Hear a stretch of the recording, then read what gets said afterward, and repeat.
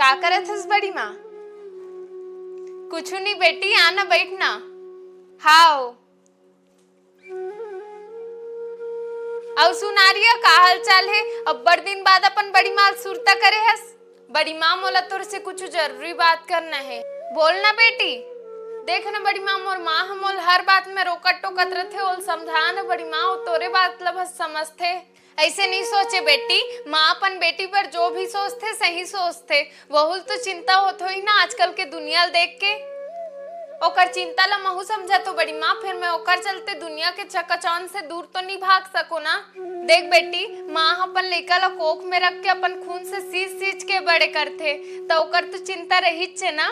फिर अतिक चिंता काबर बड़ी माँ, मैं कोनो लइका तो नो हरो ना जो अपन ध्यान नहीं रख सकूं। देख बेटी, माँ अपन लइका के सबसे पहली गुरु होथे, और एक लइका पर तो माँ के होना कोनो वरदान से कम नहीं है, जो ला जीवन के हर अच्छा बुरा चीज ला समझाथे। एक माँ अपन लइका के दर्द और खुशी दोनों ला पहचान लेथे बेटी।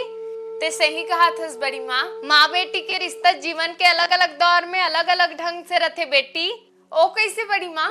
जैसे बचपन में माँ बेटी के दुनिया होथे, किशोरावस्था में माँ बेटी के रिश्ता में थोड़ा नोक झोंक और ढेर सारा बातचीत होथे। जवानी में वही माँ अपन बेटी के सबसे अच्छा संगवारी बन जाथे।